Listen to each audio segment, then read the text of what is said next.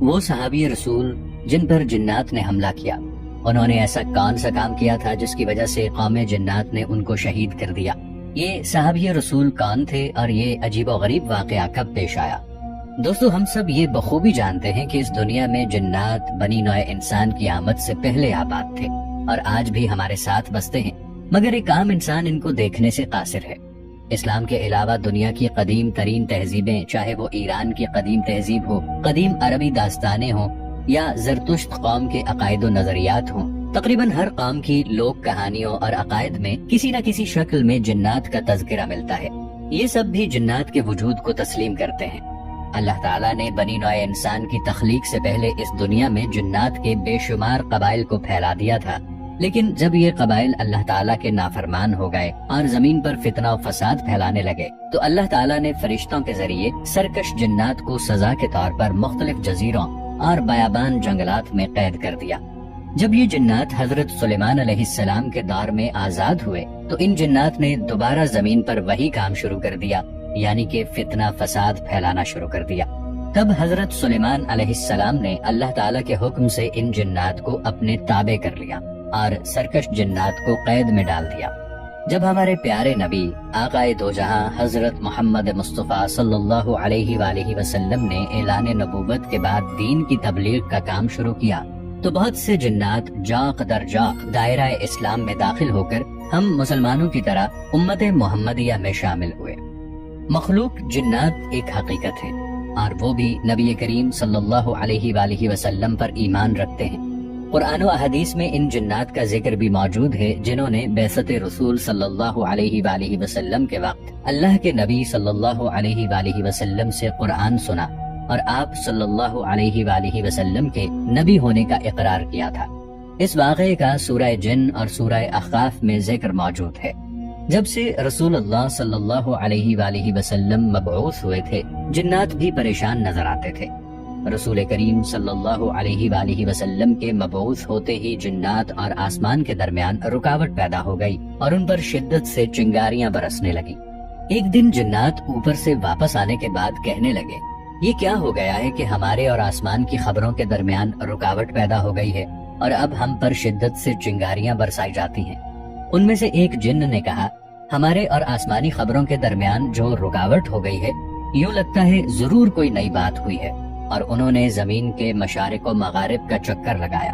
ان سب کو اس بات کی کھوج لگی ہوئی تھی کہ آخر وہ کون سی چیز ہے جو ان کے اور آسمانی خبروں کے درمیان حائل ہو گئی ہے۔ بالآخر جنات کی وہ جماعت جو سرزمین تہامہ کی طرف روانہ ہوئی تھی، رسول اللہ صلی اللہ علیہ وآلہ وسلم کے قریب پہنچ گئی۔ آپ صلی اللہ علیہ وآلہ وسلم اس وقت مقام نخلہ میں تھے۔ صبح کے وقت یہ جماعت وہاں پہنچی۔ اس وقت رسول اللہ صلی اللہ علیہ وآلہ وسلم اپنے اصحاب سمیت نماز پڑھ رہے تھے۔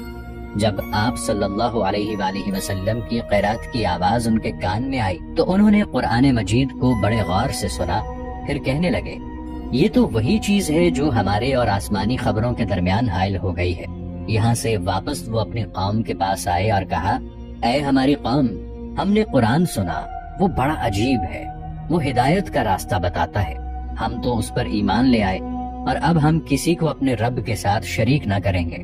اللہ تعالیٰ نے اس واقعے کی اطلاع اپنے رسول صلی اللہ علیہ وآلہ وسلم کو دی۔ فرمایا، اے میرے رسول صلی اللہ علیہ وآلہ وسلم، آپ کہہ دیجئے کہ میرے پاس وحی آئی ہے کہ جنوں کی ایک جماعت نے قرآن سنا اور پھر کہا، ہم نے ایک عجیب قرآن سنا ہے جو ہدایت کا راستہ بتاتا ہے، ہم اس پر ایمان لائے اور اب ہم اللہ کے ساتھ کسی کو شریک نہیں کریں گے۔ جنات ایک مرتبہ قرآن مجید سن کر چلے گئے، دوسری مرتبہ آئے۔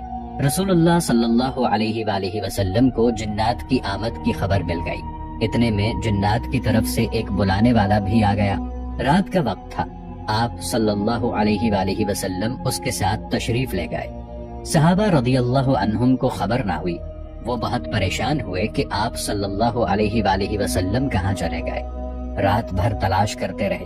صبح کے وقت آپ صلی اللہ علیہ وآلہ وسلم غار حرا سے آتے ہوئے دکھائی دیے۔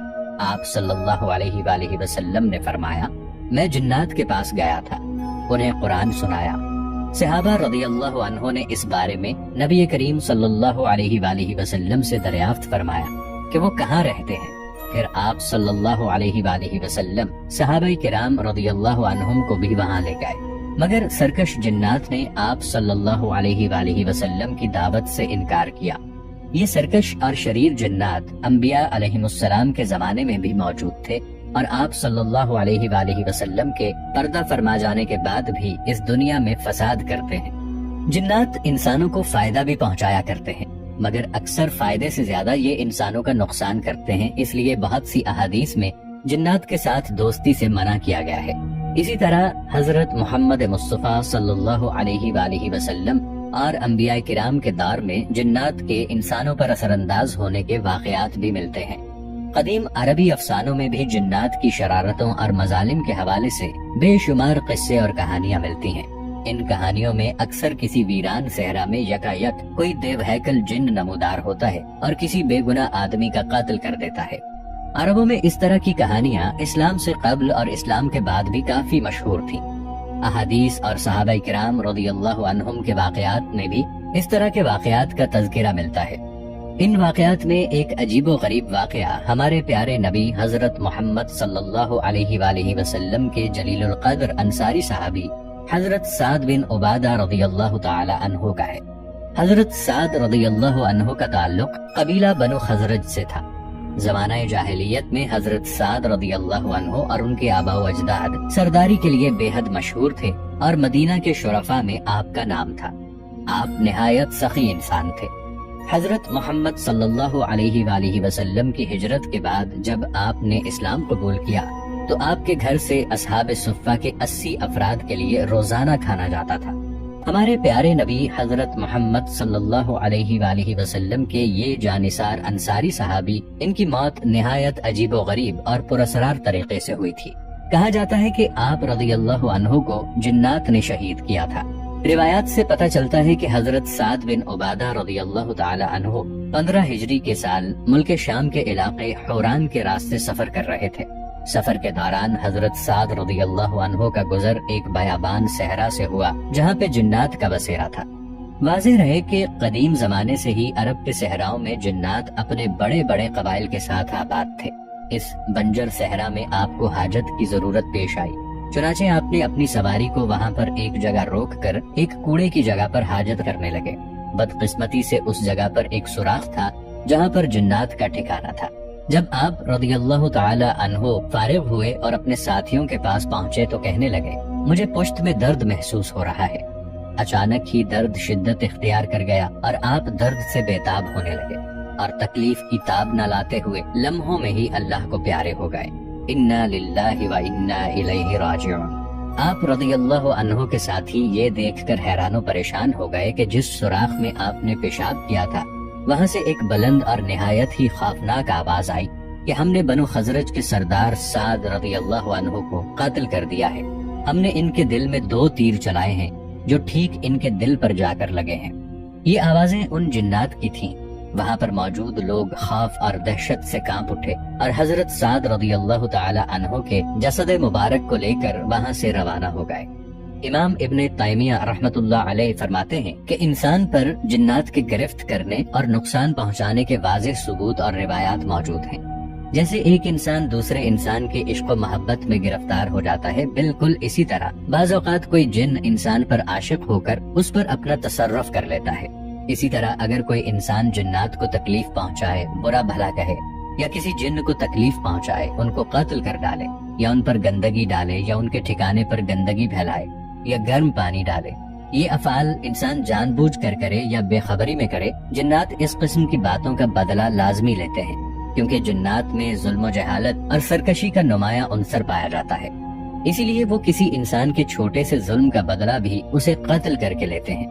احادیث مبارکہ سے بھی یہ معلوم ہوتا ہے کہ شیاطین جنات نے حضرت محمد صلی اللہ علیہ وآلہ وسلم پر بھی حملہ کیا تھا۔